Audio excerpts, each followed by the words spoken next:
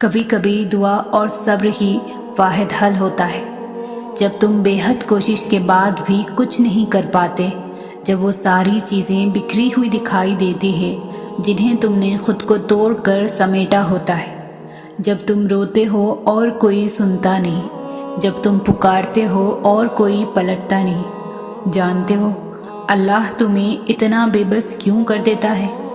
تاکہ یہ تمام تلخ حقیقتیں تمہیں اس تک واپس لے آئیں، تاکہ تم اسے پکارو اور وہ تمہاری پکار کا جواب دے سکے، تاکہ تم اس سے مانگو اور وہ تمہارے لیے معجزہ کر کے تمہیں بتا سکے کہ کچھ چیزیں صرف دعا اور صبر سے ملتی ہیں، تاکہ وہ تمہیں دکھا سکے کہ جو کوئی نہیں بدل سکتا وہ تقدیریں بھی یقین سے بدلتی ہے، تاکہ تم اس بات کو سمجھو کہ بند دروازوں کے پیچھے چھپی حکمتیں اللہ کے علاوہ کوئی نہیں جان سکتا، اور یہ کہ کچھ چیزوں کو اللہ کے حوالے کر دینا ہی بہتر ہوتا ہے، کیونکہ اس کا فیصلہ ہمارے لیے کبھی بھی غلط نہیں ہو سکتا۔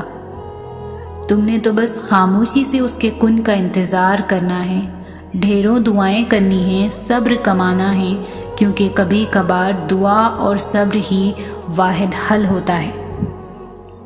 اللہ انسان کو وہاں سے نوازتا ہے جہاں سے اسے توقع بھی نہیں ہوتی۔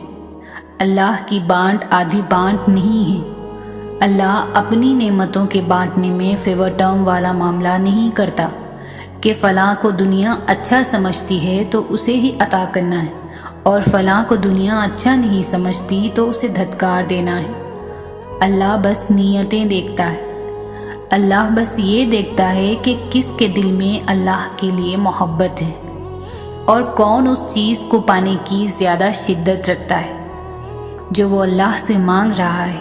وہ بس خلوص دیکھتا ہے کہ کون اس کا اتنا خوف اپنے دل میں رکھتا ہے کہ اپنی چاہت کو پانے کی خاطر وہ ذرائع موجود ہونے کے باوجود بھی کوئی غلط راہ اختیار نہیں کرتا۔ وہ بس طلب دیکھتا ہے کہ کون اس کے انعام کی طلب رکھتا ہے اور پھر طلب کی خاطر صبر کرتا ہے۔ یہی سب دیکھ کر اللہ فیصلہ کرتا ہے کہ کس کو کیا، کب اور کتنا دینا ہے۔ اور جو انسان اللہ کی اس آزمائش پر پورا اتر جاتا ہے اور بے پناہ غموں اور تکلیفوں کے بعد بھی اللہ سے مانگنا نہیں چھوڑتا، تو پھر اللہ اسے غیب سے عطا کرتا ہے، پھر اللہ دیتا ہے۔ اور یاد رکھیں کہ جب اللہ دینے پر آتا ہے تو اتنا دیتا ہے کہ انسان کا دامن تنگ پڑ جاتا ہے، لیکن اللہ کی نعمتوں کی روانی نہیں رکتی۔ جیسے قرآن کہتا ہے، اور اللہ جس کو چاہتا ہے بے حساب دیتا ہے۔ ہمیں بس اللہ سے اپنی عرضیاں طلب کرنی آنی چاہیے۔ ہمیں اللہ سے اپنی بات منوانے کا سلیقہ آنا چاہیے۔ ہم اکثر کہتے ہیں کہ دعائیں جیسے بھی مانگی جائے قبول ہوتی ہیں، اور یہ سچ بھی ہے، لیکن اگر آپ دعائیں کرنے میں تھوڑی سی محنت کریں گے تو اللہ آپ سے زیادہ خوش ہوگا۔ ہاتھ پھیلا کر مانگنے والے اور ہاتھ نہ پھیلا کر مانگنے والے میں کچھ تو فرق ہوتا ہے۔ آپ کا عمل ہی آپ کی شدت کو بیان کرتا ہے، اور جب آپ نماز پڑھ کر ہاتھوں کو اٹھا کر اللہ سے دعا مانگتے ہیں تو آپ یہ ظاہر کرتے ہیں کہ آپ نے اس رب کا اپنا بادشاہ مان لیا ہے اور اپنی ہار تسلیم کر لی ہے۔ ظاہر ہے کسی بھی ایرے غیرے کے آگے تھوڑی نہ ہاتھ پھیلائے جاتے ہیں، ہاتھ تو صرف اس کے سامنے پھیلائے جاتے ہیں جن پر مان ہوتا ہے، اور جب اللہ کو پتہ ہوتا ہے کہ آپ مان کے ساتھ آئے ہیں تو وہ اس مان کا بھرم کبھی بھی نہیں ٹوٹنے دیتا۔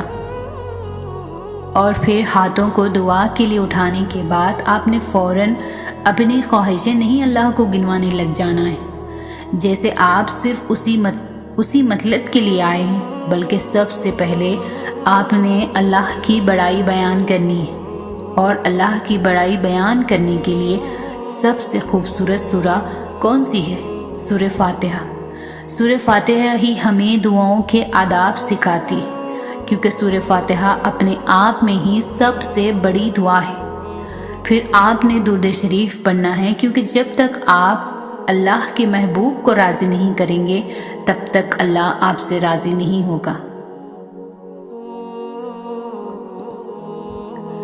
علی رضی اللہ عنہ نے فرمایا ہے کہ جب تک نبی صلی اللہ علیہ وسلم پر درود نہ بھیجا جائے تب تک ہر دعا روک لی جاتی ہے۔ تو آپ نے پہلے دعاؤں کا راستہ بنانا ہے، پھر ہی تو دعائیں منزل تک پہنچے گی۔ اور پھر جو دل سے چاہے مانگے، بے پناہ مانگے، بے انتہا مانگے، اور انشاءاللہ اللہ ضرور قبول کرے گا۔ کبھی کبھی ہمارا صبر، ہمارا انتظار ہمیں بہت سے وسوسوں میں ڈال دیتا ہے۔ ہمیں لگتا ہے کہ ہمارے ارد گرد رہنے والوں کو ان کے حصے کی خوشیاں مل رہی ہیں اور ہم بس صرف تماشائی بن کر اپنی بے بسی کا تماشا دیکھ رہے ہیں۔ شاید ہمارے نصیب میں کوئی خوشی ہے ہی نہیں، لیکن یہ محض ہماری مختصر سی سوچ ہی ہو سکتی ہے، کیونکہ میری اللہ کی رحمت کا تو کوئی حساب ہی نہیں۔ ہمارا اللہ بہتر جانتا ہے کہ ہمیں کون سی خوشی کب دینی ہے اور کتنے صبر کے بعد دینی ہے۔ ہم اکثر اپنے اللہ سے پھول مانگ رہے ہوتے ہیں اور وہ ہمیں نہیں دیتا، کیونکہ وہ جانتا ہے یہ پھول ہمارے لیے بہت نقصان دہ ہے، اور پھر وقت آنے پر وہ ہمیں پھولوں کا گلدستہ عطا کر دیتا ہے۔ بے شک میرا اللہ بہت محبت کرنے والا ہے۔ اللہ تعالیٰ کو بھی ہم سے یہی مطلوب ہے کہ ہم اسے یاد کریں، ہم اسے محبت کریں، ہم اسے بار بار بلائیں، اس کے پاس جائیں۔ مگر مسئلہ پتہ ہے کیا ہے؟ ہم انسان اس کے پاس جاتے ہی تب ہے جب دنیا ہمیں توڑ چکی ہوتی ہے، جب ہمارے اوپر کوئی مشکل ہوتی ہے۔ حقیقت میں وہ سب بھی اللہ کے حکم سے ہی ہوتا ہے، تاکہ ہم اس کی طرف متوجہ ہوں۔ ورنہ تم دیکھو، خوشی میں کون اللہ کو یاد کرتا ہے؟ بلکہ ہم تو سب سے زیادہ ناراض ہی اسے اپنی خوشی کے موقع پر کرتے ہیں۔ سمجھ رہے ہو نا ان آزمائشوں کے آنے کا مقصد؟ اکثر ہم دیکھتے ہیں کہ ہمارے سامنے والوں کی دعائیں قبول ہو رہی ہوتی ہیں، ان پر عنایتیں کی جا رہی ہیں، اور ہمیں ایک جواب تک نہیں آ رہا۔ مایوس ہوتے ہیں نا کہ ہم بھی تو اتنی دعائیں مانگ رہے ہیں، دل میں طرح طرح کے خیال آتے ہیں کہ شاید اللہ تعالیٰ کو ہم سے محبت ہی نہیں، اللہ تعالیٰ ہمیں دینا ہی نہیں چاہ رہا، یا شاید ہماری دعائیں ہی نہیں پہنچ رہی۔ ہم کہانی کا ایک رخ دیکھ کر ہی مایوس ہو جاتے ہیں، مگر ہمیں یہ پتہ نہیں ہوتا کہ جس کی دعاؤں کی قبولیت پر ہم شک کر رہے ہیں، اس نے پتہ نہیں کتنی دیر اس لمحے کا انتظار کیا ہے، اس پر کس کس طرح کی آزمائشیں آئی ہوں گی۔ میں نے بہت لوگوں کو ہدایت کا طلبگار پایا ہے، مگر وہ ہدایت کا مطلب نہیں سمجھتے۔ ہدایت کوشش اور عمل مانگتی ہے، ہدایت نافع علم سے جڑی ہے، یعنی قرآن۔ جو لوگ اس کو پابندی سے تھام لیتے ہیں وہ ہدایت کی راہوں پر سفر کرنا شروع کر دیتے ہیں، اور پھر یہ سفر انسان کو دونوں جہانوں میں کمال بخشتا ہے۔ جو قرآن نہیں پڑھتے وہ بے مزہ اور بے خبر زندگی گزارتے ہیں، انہیں پتہ ہی نہیں کہ صبر کیا ہے، توکل کیا ہے، تقویٰ کیا ہے، اللہ کی رضا کیا ہے۔ وہ کتنے غافل ہیں جنہیں اتنی قیمتی باتوں، اتنے خوبصورت تعلق کا احساس تک نہیں ہے۔ وہ کتنی بے رونق زندگی گزارتے ہیں، اپنی ہی الجھنوں میں وہ اللہ کو اپنے قریب محسوس ہی نہیں کر پاتے۔ قرآن کو اپنا منشور بنا لیں۔ قرآن مصیبت میں ہمت کا سامان ہے، ٹوٹے ہوئے ارادوں کو مضبوط اور گرتی ہوئی ہمت کو سنبھالنے والا فرمان ہے۔ میرا رب وہ ہے جو مشرق والوں کو دیکھتا ہے تو مغرب والوں کو نہیں بھولتا، جو آسمانوں کا نظام چلاتے ہوئے سمندروں کا نظام چلانا نہیں بھولتا، جو رات کے اندھیروں میں سجدہ کرنے والوں کو دیکھتا ہے تو برائی کی محفلوں سے غافل نہیں ہوتا، جو ایسا معاف کرنے والا ہے کہ 100 سال کے گناہ ایک پل میں معاف کر دیتا ہے۔ اور پلٹ کر یہ بھی نہیں پوچھتا کہ پلٹ کر تو نہیں کرو گے۔ اللہ کے سپرد کرنا سیکھیں، ہر چیز کو، ہر فیصلے کو۔ جب آپ جانماز پر بیٹھتے ہیں تو بھاری دل کو خالی کر کے اٹھا کریں، ہر چیز اللہ کو سونپ کر اٹھا کریں، کیونکہ جو ہوا اس کی رضا سے ہوا، جو ہو رہا ہے اس کی رضا سے ہو رہا ہے۔ تو پھر آپ مستقبل کی فکر کیوں کرتے ہیں؟ نصیب لکھنے والے کو نصیب کا نگہبان رہنے دیں، آپ اس کے فیصلوں پر سر جھکا کر اطمینان سے چلتے رہیں، یقین کریں اس پر وہ بہترین کرے گا انشاءاللہ۔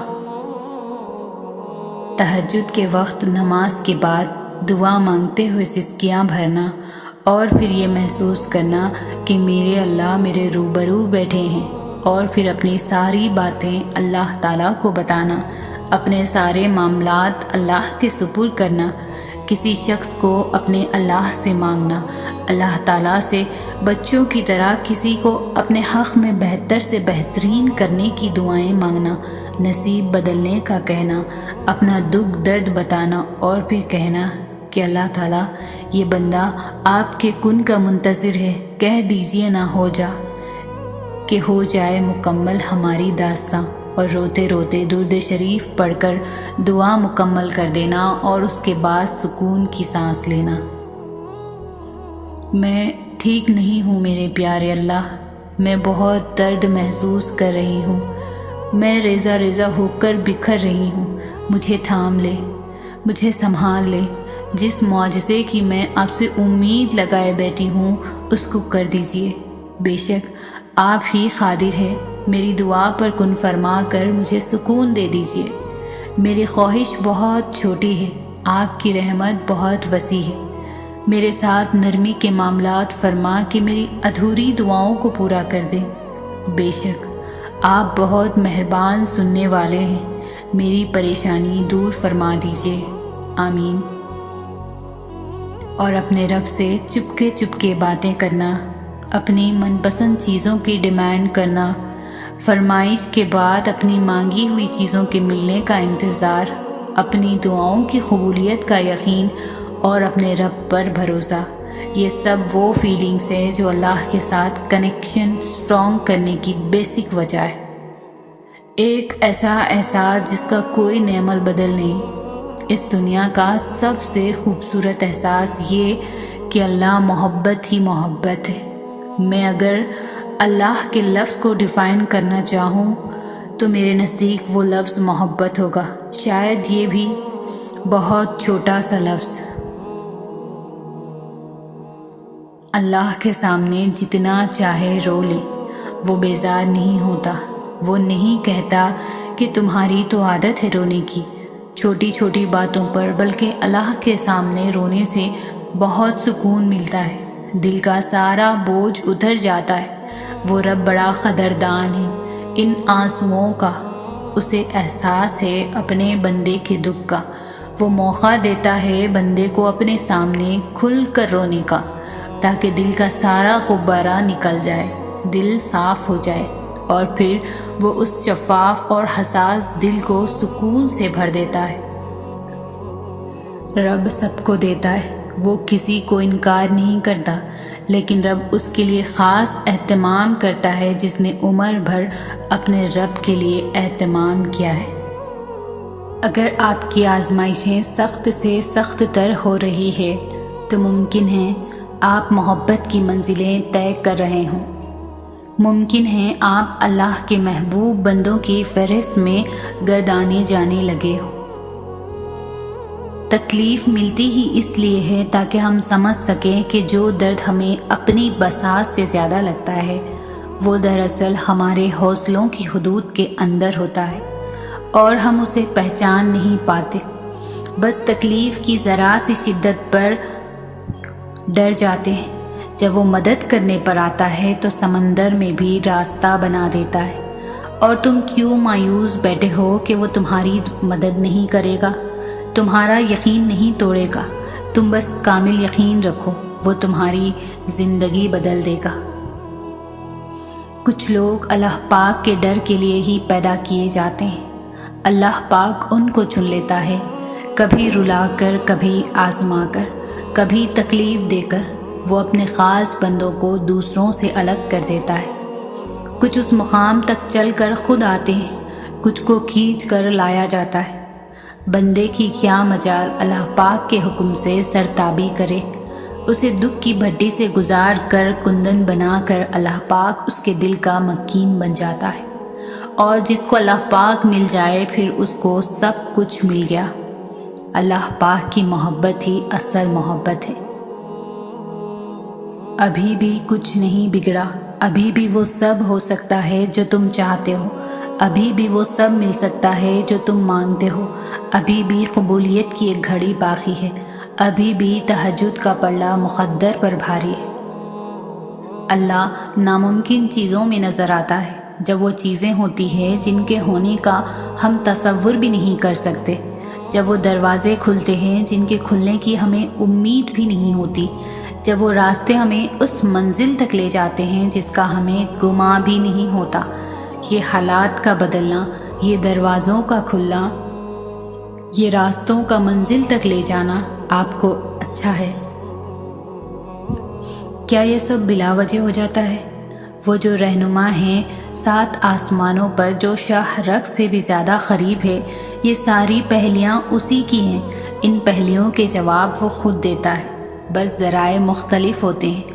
نہ ہونی کا ہونا وہ تب ہی کرتا ہے جب انسان کا یقین زمین اور آسمان سے بہت وسیع ہو جاتا ہے۔ پھر اس وسیع یقین میں معجزے سماتے ہیں، پھر ان معجزوں میں خدا نظر آتا ہے۔ جب اللہ کسی کا خیال دل میں لاتا ہے تو اس کی جگہ نصیب میں بھی کہیں چھپا کے رکھ دیتا ہے، اور وہ چھپی ہوئی چیزیں تو بس انہی کو ملتی ہے جو دعا کرتے ہیں۔ دعا وہ کر سکتی ہے جو آپ نہیں کر سکتے۔ رات کی تنہائی میں اللہ سے دعائیں مانگنا، پھر بھی قبول نہ ہونا، یہاں تک کہ تھک جانا، ٹوٹ جانا کہ اللہ اب تو امید بھی ٹوٹتی دکھائی دیتی ہے، یہ عالم دیکھ کر اللہ کہتا ہے اور پھر کن کہہ دیتا ہے، قبولیت سے نواز دیتا ہے۔ میرے بندے اداس نہ ہو، میں ہوں نا تیرے ساتھ۔ تم شکوہ کرتے ہو کہ تمہیں تمہاری چاہت نہیں دی گئی، وہ تو 70 ماؤں سے بھی زیادہ پیار کرتا ہے، وہ کیسے تمہیں غلط دے؟ اس کی چاہت ہے کہ تم اس کی چاہت پر راضی ہو جاؤ تاکہ وہ تمہیں پھر تمہاری اس چاہت سے بھی زیادہ نوازے۔ آپ کو کس نے کہا کہ اللہ ہماری باتوں کا جواب نہیں دیتا؟ کس نے کہا کہ وہ ہماری طرف متوجہ نہیں ہوتا؟ کس نے کہا کہ وہ ہماری دعاؤں کو قبول نہیں کرتا؟ وہ تو پاک ذات ہے، اس نے وعدہ کیا ہے کہ تمہیں دے گا، تم مانگ کر تو دیکھو۔ وہ آسمان کا نور ہے جو رات کے پچھلے پہر 7ویں آسمان تک آتا ہے اور کہتا ہے، کوئی ہے مجھ سے مانگنے والا جسے میں عطا کروں؟ کوئی ہے مجھ سے محبت کرنے والا تاکہ میں بھی اس سے محبت کروں؟ جو غم میں مبتلا ہے میں اس کے غم مٹا دوں۔ اللہ پاک آپ کے دل کی مرادوں کو پورا فرمائے، آمین۔ آپ کا رب آپ سے بہت محبت کرتا ہے، لوگوں کی خاطر اس کو ناراض نہ کیا کریں۔ آپ اس کی ایک مان کر دیکھیں، وہ آپ کے لیے کیسے کیسے راستے بناتا ہے، جبکہ لوگوں کی خواہشات کا پیالہ کبھی نہیں بھرتا۔ آپ ان کے لیے کچھ بھی کر لیں، نظر ان کو وہی آنا ہے جو آپ ان کے لیے نہیں کر پائے۔ زندگی کو اللہ کے حدود میں رہ کر گزاریں، آپ کی زندگی بہت خوبصورت ہو جائے گی۔ اللہ کے لیے کچھ چھوڑ کر تو دیکھیں اور پھر صبر کریں، وہ آپ کے صبر کے بدلے میں آپ کو بہت بخت لگائے گا۔ یہ دنیا بھی دھوکہ ہے اور یہاں کے لوگ بھی آپ کا ہمیشہ ساتھ نہیں دیں گے۔ خود کی قدر کریں، خود کو جہنم سے بچائیں، لوگوں کی خاطر رب کے احکامات سے منہ نہ موڑیں۔ دعا کی طاقت کو کبھی کم مت سمجھیں، تقدیر اور قسمت سے زیادہ طاقت دعا میں ہوتی ہے، جو عرش تک کو ہلا سکتی ہے، کیونکہ تقدیر کے سامنے ہم بے بس ہیں، لیکن تقدیر لکھنے والا نہیں۔ اور اگر آپ کو لگے کہ کوئی چیز تقدیر میں نہیں بھی لکھی تو بھی پھر بھی دعا کرنی چاہیے۔ دعا وہ طاقت رکھتی ہے جو آپ کے نصیب میں بھی نہیں اسے بھی آپ کا کر سکتی ہے، اور دعا تقدیر کو اس وقت بھی بدل سکتی ہے جب وہ فیصلہ کن مراحل میں داخل ہو چکی ہو۔